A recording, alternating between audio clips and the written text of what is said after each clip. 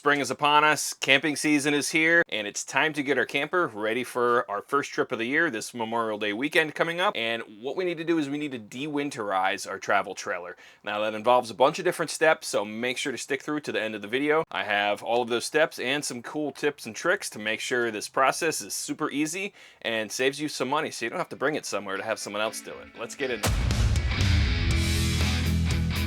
All right, so we're in our KZ Spree here. This is like a 2005 or 2009, I forget. I bought it from a buddy, but what you want to do is if you have slide outs, obviously make sure to extend them out here. So my little kitchenette area here is extended, and then the master bed over here is extended out all the way. Now, one thing you need to do is you need to locate where your water pump is. In this particular camper, it is actually underneath the sofa here. A lot of other campers, it'll be underneath the refrigerator.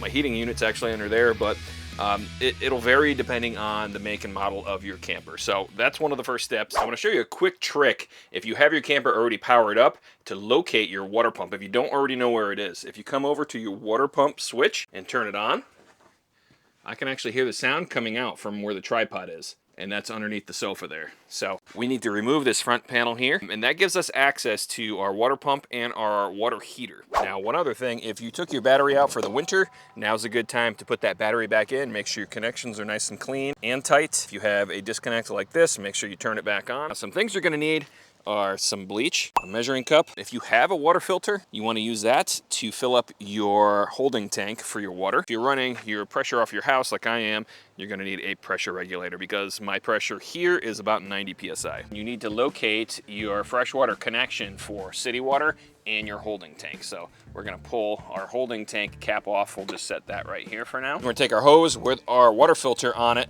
I just put this little flex fitting on here, and we're gonna use this and we're gonna fill the tank about a third. We're gonna shut the water off, and then we're gonna mix a little bleach solution to pour in here to make sure we sanitize the tank and the plumbing. So let's get this turned on.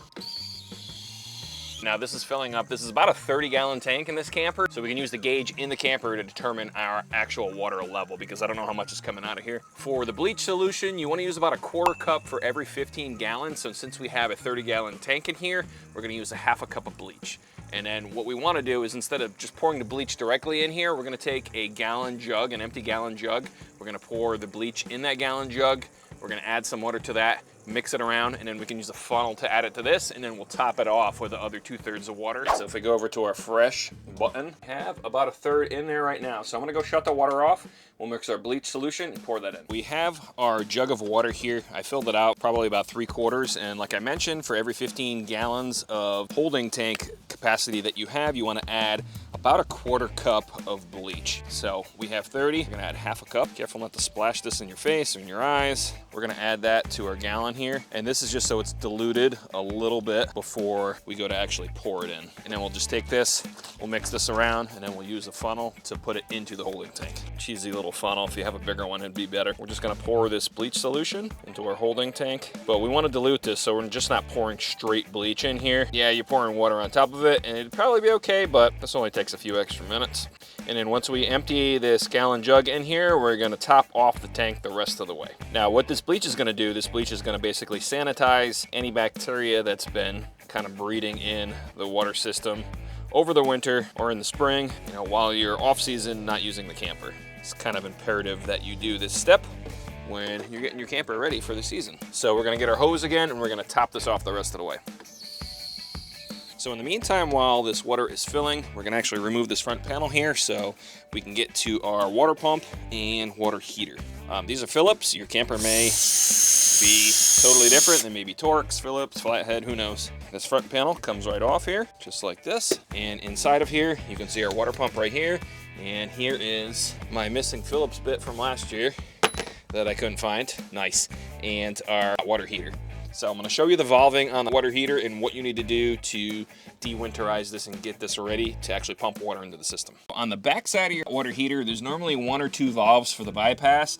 This particular one has 1 valve here, and it's aimed straight up right now. That bypasses the water heater when we're going to put our antifreeze liquid in the fall, because you don't want to leave that red antifreeze inside of your hot water tank. So what we're going to do is we're going to open this up, and that's going to allow water to fill the tank. So we have 2 more valves in here. This one we're going to leave shut. This is the one for the siphon tube tube where we put the actual antifreeze into the system, and then there's another one here. Now your setup may be the same, it may be different. Now that's all there is to the valving for the water heater and the water pump for this particular camper. Like I said, yours may be different. Now what this is going to do, this pipe right here, this is the inlet to the pump right here. This is letting the water through this valve into the pump, and then the outlet of the pump's on the opposite side here. You can see it goes right to this blue PEX tubing. This goes off to all the fixtures in the camper, and it also goes over to this other valve that we open for the hot water tank. We'll check our water level now, and then we're gonna turn our water pump on. All right, now since we're filling the holding tank, we need to use the water pump. We're not connected to the city connection yet, so let's hit fresh, blinking on full. So I'm gonna go shut the water off outside, and then we'll turn our pump on. All right, so we're full.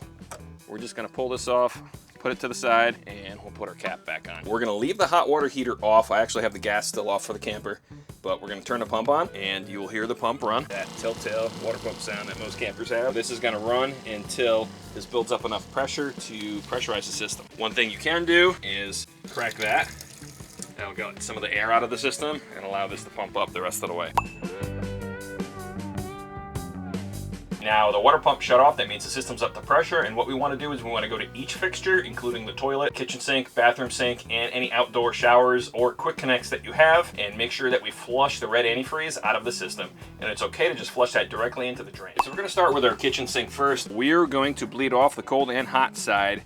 Now, while you're doing this, you're going to get a lot of splatters, so if you do have an extendable hose like this on your sink, definitely kind of hold it down here. It'll keep you from making a mess. And what we want to do is we just want to get the air out of the system and then any pink antifreeze that may be in the system. All right, here's the hot water side. So you see the pink liquid coming out. All right, you see how that just ran clear? I'm gonna actually rinse out the sink here, get this pink stuff down the drain. You can actually smell the bleach water coming out of here. So this is not only getting the antifreeze out of the lines, it's also forcing that bleach water through all of the plumbing. So it's making sure that any stagnant water that may be left over in the lines when you previously winterized it, or whoever else may have winterized it, it's going to sanitize all of that. The hot water side is good. We can smell the bleach coming out. Got a little bit more pink on the cold side here, so we're going to run this a little bit more. I don't see any more pink coming out of here, so we're going to move on to the bathroom sink now. Same thing, we'll do the cold and hot. Let's do the hot side. So we're good on the bathroom sink. We also have the toilet and the shower. All right, this looks nasty in here.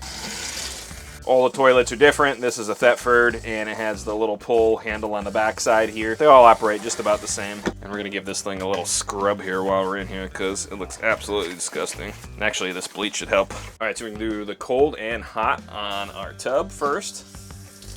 Okay, and then lastly, we're gonna grab our shower head. So you can actually see the pink in the line here. We're just gonna run this until that's all out. All right, that looks good. And if you have any outdoor hoses or shower hookups out here, you want to make sure you hit that too. All right, and then we're just going to run that until all the pink's gone. Now we got all fixtures flushed out, so what we're going to do now is we're going to let that water with the bleach in it and our holding tank sit there probably for about a couple hours. Now, one other thing that you may want to do while you're letting this water sit in the tank for a little bit is hop on your roof, check the lap sealant, make sure you have no tears in the cover on top of your camper, because there is a cover. Most campers have this like rubberized, the same stuff that they use on flat roofs on buildings, like commercial buildings, and there's lap sealant on there, and it's basically like caulk, but it's more pliable. That stuff definitely degrades over the years, and you want to make sure that it's sealed up really well, because water is like the #1 enemy of a camper. So if you're interested in learning how to reseal a roof, I'm probably gonna have a video out because I redid this one last year, just haven't put the video out yet. It'd also be a good time to check the air pressure on your spare tire and all of the tires on your travel trailer. If you have one of these slide outs like I do here, check your cables. Make sure you have no frays. Make sure the little grommets are installed on the ends. Now, I forget the actual brand of this particular slide out, but this one actually has a motor with some teeth, and they do sell lubricant for that. Also, your slide out seals.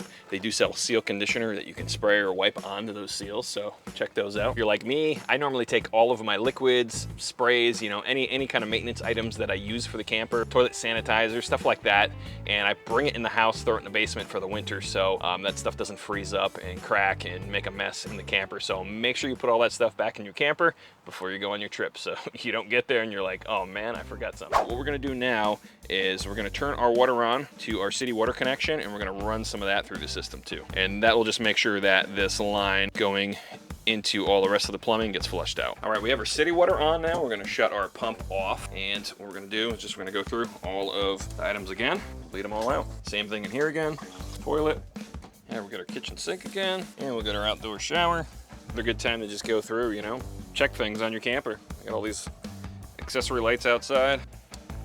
Also, if your tanks are empty or need filling, it'd be a good time to have that done now. Make sure everything's ready for the season. All right, guys, so the water's been sitting in our tank for a couple hours now. So I shut off the hose to the city water connection. I just opened the faucet in the kitchen here, in the kitchen sink. We're gonna bleed off any pressure. We're gonna disconnect that city water connection, and then I'm gonna go through and show you how to drain the holding tank and open up the low point drains. Now, depending on your camper, your low point drain for your holding tank will be in a different spot. Mine's actually just behind the wheels here. We wanna make sure that our water pump is off before we do this.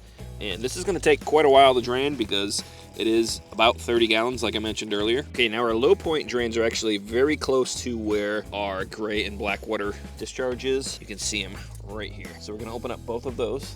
I'm actually just using my awning hook here. So both of those are open now, and this is just a little bit of water trickling out. If you want to get all of the water out of the plumbing, you have to open up some of the faucets. Now, while we're waiting for this tank to finish draining all the way, I'm actually going to close this up here because we're done doing everything we need to do under here. So we're just about done drained here. You can see it's down to a drip. So what we're gonna do is we're gonna close this up. We already have our hose and our filter. We're gonna fill this up once more. Let's make sure our low point drains are closed first. We're just gonna close these valves once more. So we're gonna fill up our holding tank back up to 100%, totally full, no bleach this time. Once it's full, we're gonna turn on our water pump again, charge the system. We're gonna run a bunch of water through all of the faucets, fixtures, toilet, everything like that. We just drain that into our gray water tank. We can dump it when we get to the campground. And after that second or third drain, we're pretty much set for the season. We're ready to go. We can button up anything that we took apart inside of the camper, and we're ready to go. All right, guys, so that wraps it up for this video. We emptied the tank and flushed the system 2 more times with just water, no bleach, and we got most of the bleach smell out. We are ready for the season, so happy camping. Save yourself some money. You can do this yourself. It's really super simple. If you want to know how to do the winterization process also, check out this video here. Thanks for watching. Make sure to like and subscribe. Check out my other stuff. Until next time.